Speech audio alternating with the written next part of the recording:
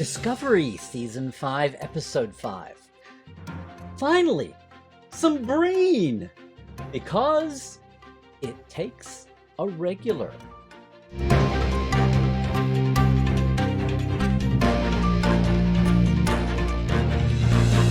Hey, it is Dr. Trek, Larry Nemecek, coming at you here from the heart of Trekland and Trekland Treks, just letting the dust settle a bit on all the recent Trek headlines and news. So instead of a quick take or a hot take, you get a second opinion from Dr. Trek. Hey, look, I have been interviewing, editing, archiving, hosting, analyzing, commentating, dot connecting, and yes, fanning Star Trek for a while now. And I just want to say, mirrors. Okay, now you probably think it's one couple of Burn-era couriers who wound up going down a bad path, in contrast with a couple of Burn-era couriers who managed to make their way back to being good. Okay, well, maybe that too. But I think this is showing how we divide Star Trek fandom. Half of fandom is talking about the personal story here, but the other half, the bigger half, is talking about what an historic show this is. We are finally peeling back the onion on one of those races, one of those species that came along over Trek years, the TNG era, and especially DS9, that was there and yet they weren't. Yes, I am talking about the Breen. So let's get into it. First off, I want to start with huge kudos this time to, well, the co-writers, right? Carlos Cisco, he's a first-year staffer, but he's been with the show for years, working his way up the ladder as an assistant to the writers' room, assistant to the producers, assistant to writers. He finally got on staff, and this is his first story credit, so congrats, Carlos. He was also a really awesome site captain during this WGA strike over at Warner Brothers, where he proudly went by the handle, Captain Cisco. And Joanna Lee, a veteran of Royal Pains, Scandal, The Good Doctor, Charmed, co-exec and executive producer now on Disco since mid-4th season. And this is her first Discovery credit here.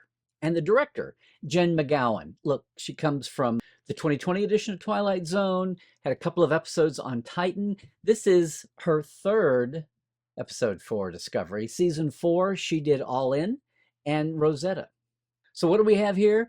Little things, big things. First off, that was one tough little mirror universe sickbay case.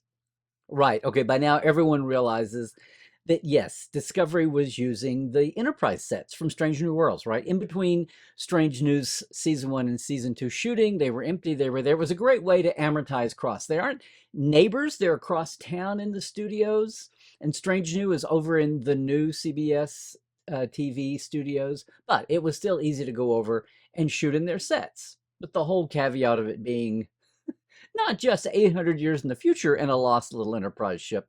It's getting around more than a Defiant did. But yeah, Mirror Universe Enterprise. Okay.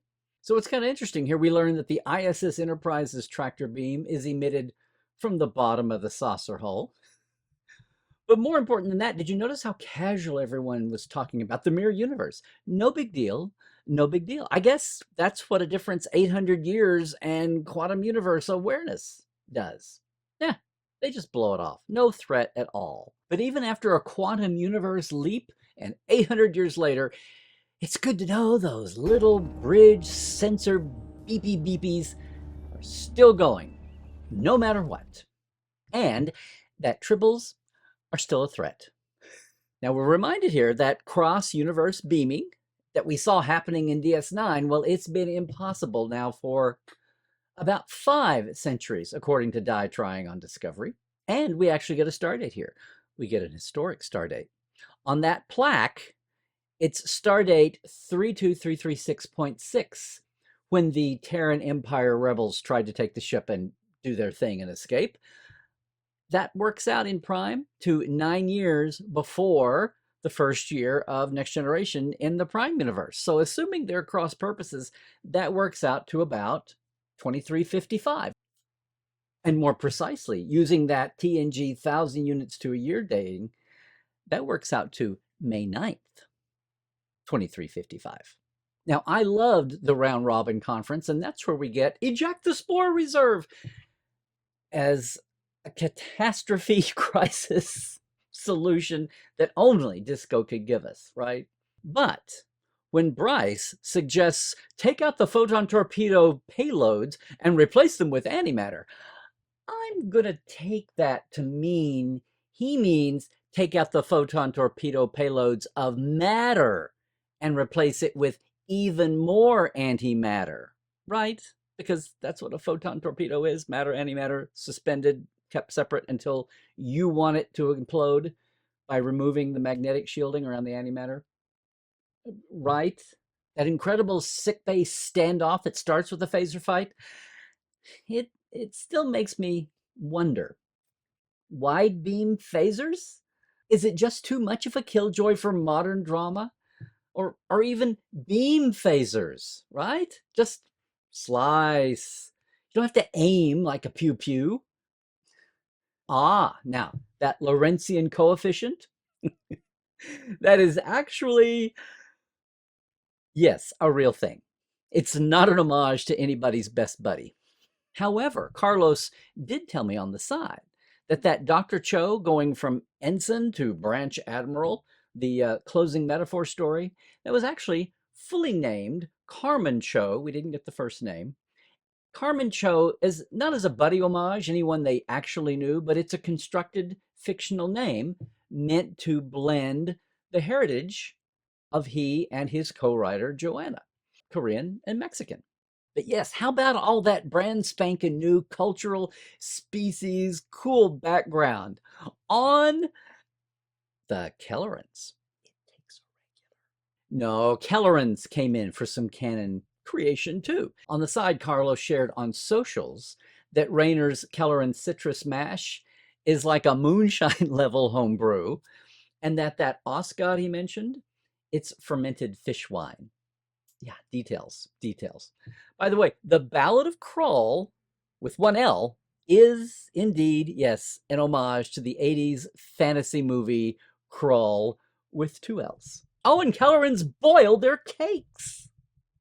Okay, I know you're waiting on the Breen most of all. It's Breen. Have I mentioned this before? Breen. Look, all we knew about the Breen before this was they rarely, if ever, had been seen by Outworlders without their snouty helmets. They communicated with that electro bleep language, right? The commanders had that title, commanders, admirals, whatever, thought, T-H-O-T. They had asymmetrical ships, at least in the 23rd century they did. And they came from a coal planet. I mean, that's all. That is it. Zilch nada else we knew until this episode.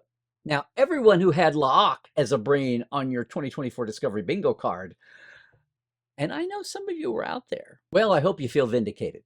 But what else we get, of course, is we retcon that Locke wasn't just a Breen, but that he was disgraced and even hunted with the equivalent of like a fatwa on his head, right? An Aragah? 30 years and we finally got a Breen word besides a name? But the question to reconcile is, what's the deal with the mystery and the cold suits in the past if now La'ak is running around in BD? I mean, there was some talk about two heads and cultural shame, but it was kind of murky, kind of muddled. So this was almost one of my questions to come, except co-writer Carlos. He's already been out talking about this issue. And for one thing, he was over on my buddy Ryan and Sirach's Seventh Rule podcast, and he explained all this. It didn't quite all wind up getting to script as they had hoped, but basically, yes, they wear that uniform because the natural state of their face and exoslayer is, well, it's gelatinous, and that's what you saw in the movie. The writer's nickname for this was, in fact, Jelly Breens. But, and like some earth insect life, some marine life here, they can generate their own hard shell skin over that gelatinous layer. It takes a lot of energy, a lot of concentration, and over the centuries, when they developed the tech for a protective suit, they started debating why spend the energy, why spend the exertion.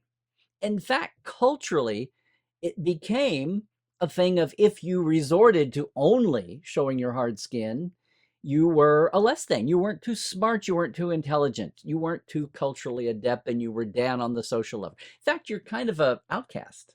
And that is what his uncle, the Primarch, was getting at. Now, La'ak it's a sign of inferiority, of weakness, of slowness, of low intelligence. And look, if Michael didn't know what a Breen looked like hard-shelled, well, then no one does, right? Now, again, that's a lot of the information that is coming out now on the side. So thanks, Carlos, for sharing that. It's finally, though, some more development of the Breen. And we've introduced this ruling houses. Maybe there's some species diversity among them. This is what we're seeing right now. We're getting a little bit of the culture, a little bit of the hierarchy, and the fact that Locke can be an outcast, that he's trying to, even if he pulls off this weapon with Maul and they pull off this weapon sale, is that really going to redeem him? Is that really going to get him culturally restored back in his uncle's good graces? That's the edge, the leverage that Michael is able to play with him on. Carlos, also on the side, has been chatting about how the Breen are a culture of warriors, but as opposed to the Klingons, they're very structured. It's very bureaucratic. It's a meritocracy by deeds. It's not quite as chaotic. It's a lot more chill than Klingons. And did you notice those batons, that the bow staffs that the Breen were carrying with the lights?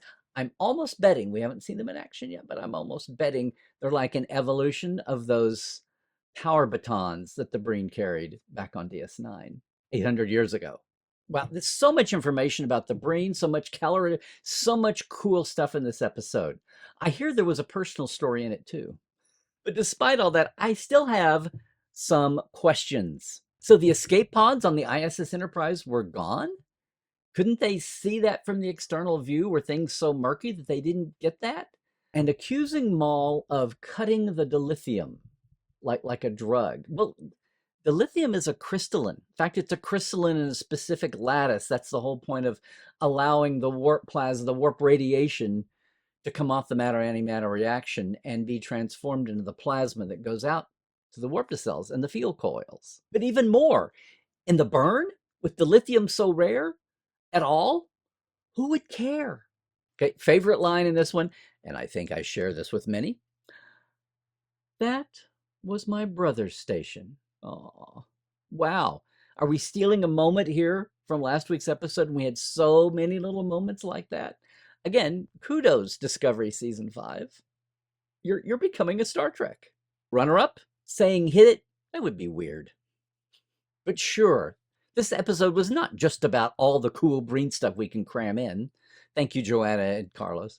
Nope, we do have some casting characters at stake here. Now look, for the second episode in a row, no Doug Jones, no Saru, and no opening credit. Historic. Twice in a row. And once again, no Owo and Detmer will in the flesh. Mentions, yes, flying the ISS Enterprise back to Federation HQ. Are we going to get more of this, or was that just the tie-up of a cute little moment there? I'm still wondering, and I'm leaning into thinking they both had projects that was taking them away from shooting. And we're getting the rest of the bridge crew developed, with that great Raynor scene especially. Linus? On piano? Sure.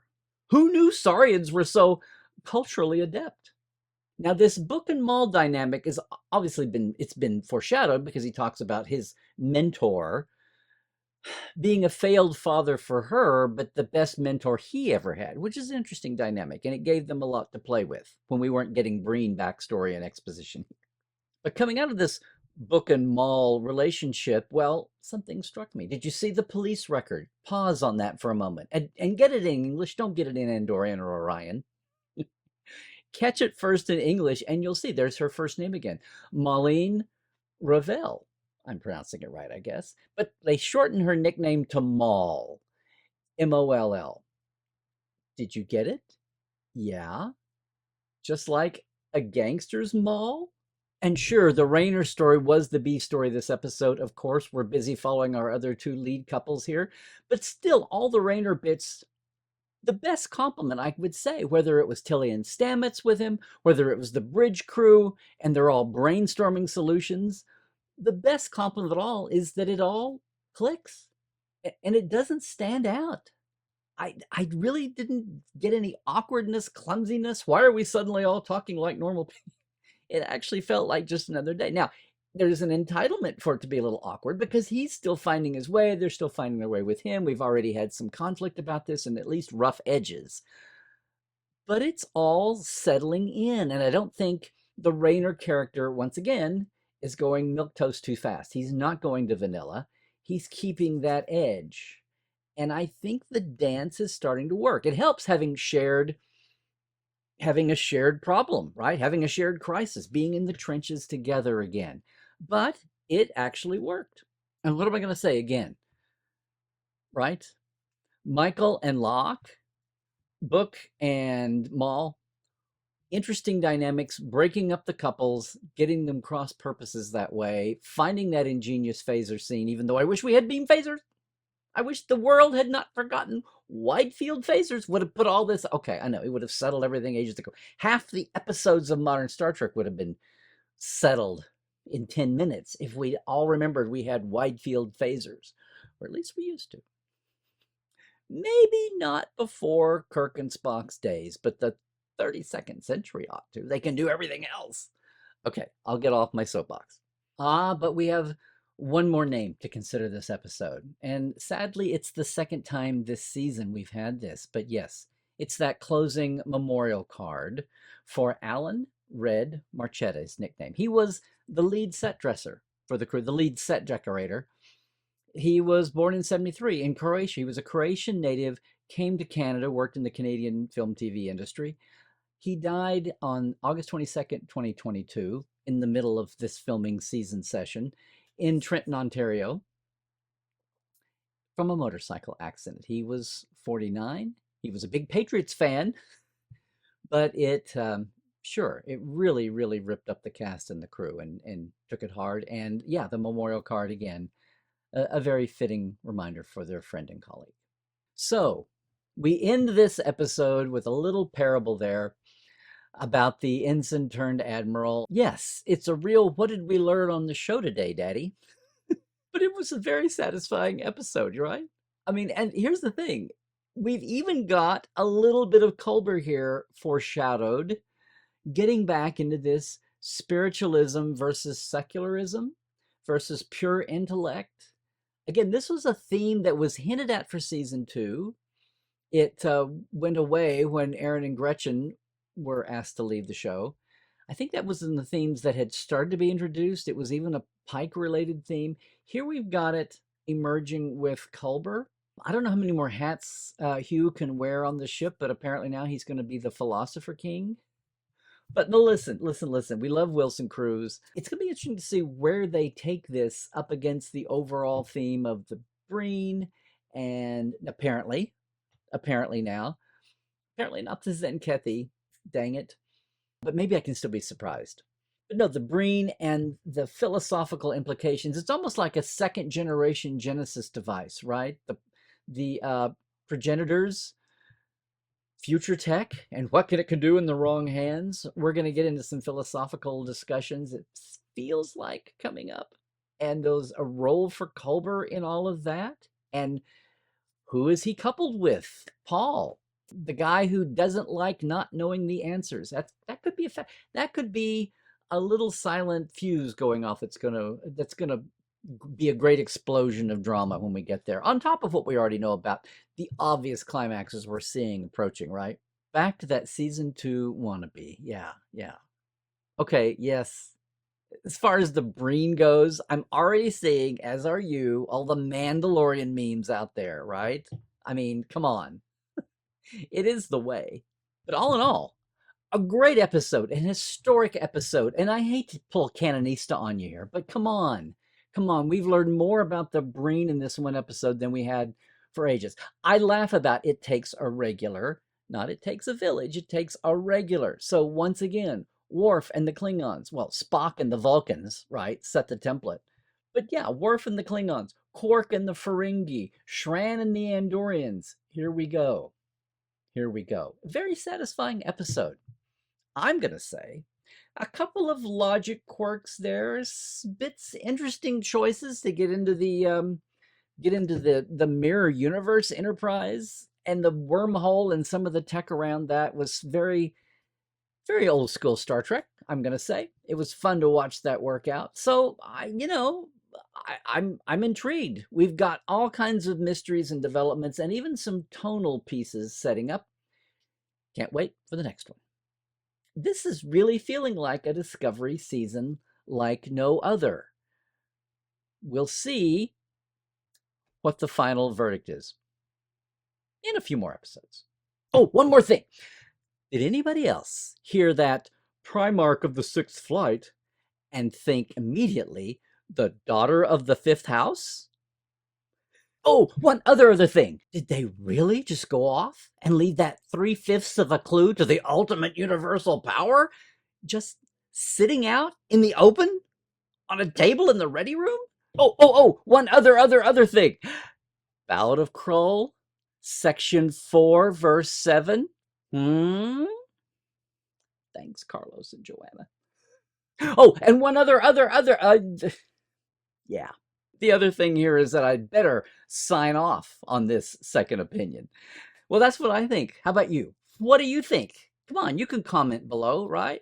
And like and subscribe, ring the bell, do all the things. I'd love for you to boost our signal here, and come on, subscribe for some sanity in Star Trek commentary, right?